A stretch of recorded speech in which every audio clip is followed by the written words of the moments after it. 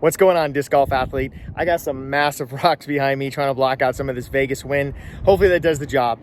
So in this video, I'm going to talk about some principles for exercise selection. I'm going to talk about in this video. I'm going to talk about over the next 5 days because the questions I get asked often are, hey Seth, is this exercise good for disc golf? Is that exercise good? Is this exercise better? And really also around methods like, is barbell training good? Is kettlebell training good? Are resistance bands better?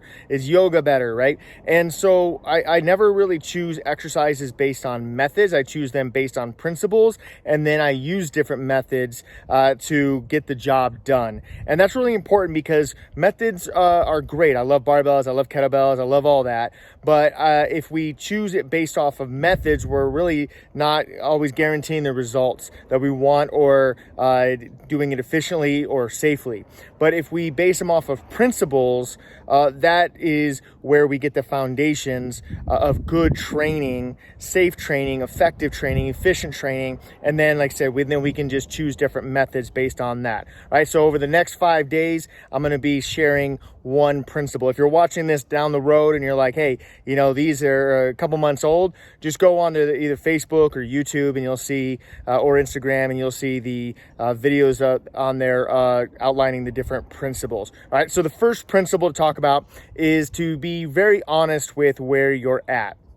All right, you got to start where you are. And that's really, really important because the body is amazing and allows us to do amazing things. And many times it allows us to do things beyond what our current capacities are, okay? And so if we try to do training principles, trying to do exercises really that are beyond where we should be, then we are risking ourselves to injury, and we're probably not going to arrive at the place we want to efficiently, effectively, safely. So I'll give you a little example. So I know how to drive a car like you do, and it is relatively easy for me to get into a car right now and get on the freeway and press the pedal all the way down and get that car going as fast as possible, right? I can even get on a racetrack and I can get in a car and I know how to depress the pedal to get that race car going 200 miles an hour, right? And you go, well, Seth, you got a driver's license, you know how to do it,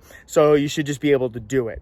That's not really the case, right? It's putting me at a high risk of injury. I'm not going to feel comfortable doing it. I'm going to compensate. It's just not going to be good all around, right? And so when it comes to exercise, many times, a lot of people, they jump in the race car and they try to push that pedal down to see what it can do, right? They'll go and they'll start kettlebell swings when they haven't really worked on getting the core nice and strong and the hips moving and learning the hip hinge pattern and getting the glutes engaged, right? And so while they can do a kettlebell swing, it doesn't mean that that's starting where they're at, okay? And so, like I said, it takes us having to be real with ourselves and understand, like, sure, kettlebell training looks great, right? And going and doing kettlebell swings. I've heard that kettlebell swings are amazing and they really get your heart pumping, and you breathe hard and you get your hips firing, right? But is that where we should start?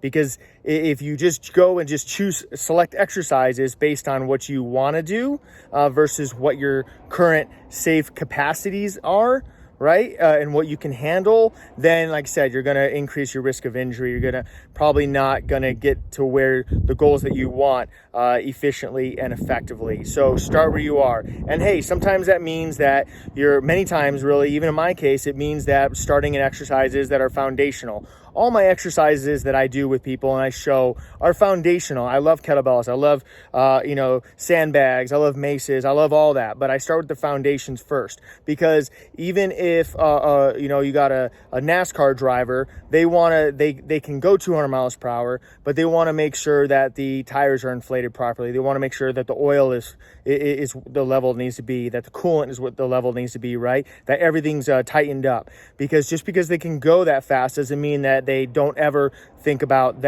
those other small little areas that need to be tweaked, that need to make sure that they're going to get the performance that they want. So even though I've been training for many years and I've got lots of certifications, I've done all sorts of exercises out there, different methods, I always go back and I make sure that my tires are inflated. I make sure that my oil is changed. I make sure all those little things are pieced together and they're making sure that they're working properly. So that's the principle for today. I know we went a little longer. The other videos are going to be shorter because they're not going to do the whole intro and the principles and methods and stuff, but that's what I want you to think about first when you're choosing an exercise. Go, hey, you know what? I've seen that person doing that in the gym with a barbell. Should I be doing that in the gym with a barbell? Maybe not. And you know what? With over a decade and then some as a strength coach, a lot of the exercises that I've seen people do in the gym, they shouldn't be doing those either, right? They're trying to jump in a race car and go 200 miles per hour without taking the necessary steps to get to that point where they can do it safely, effectively, efficiently, and arrive at their goals, right? Arrive at that finish line. There's a much higher chance of them crashing and burning. So we see them doing something and we go, wow, I have a body, they have a body, they're doing that, I should be doing that. That's not necessarily the case. It's not the case in most cases, right? Start where you are, be realistic with it. It's gonna start with, hey, I gotta do some glute bridges. I gotta, do some dead bugs. I gotta do some side planks. I gotta do some bird dogs. Gotta work on my breathing patterns, my posture. Why? Because those are the foundational stuff. You're inflating the tires. You're making sure the oil's changed, all that kind of stuff. All right. So thanks for staying with me on this one. Check out the next videos. Make sure you come back, check them out, talking about more principles of exercise selection. All right. Have a great day. Train disc golf strong so you can play disc golf strong.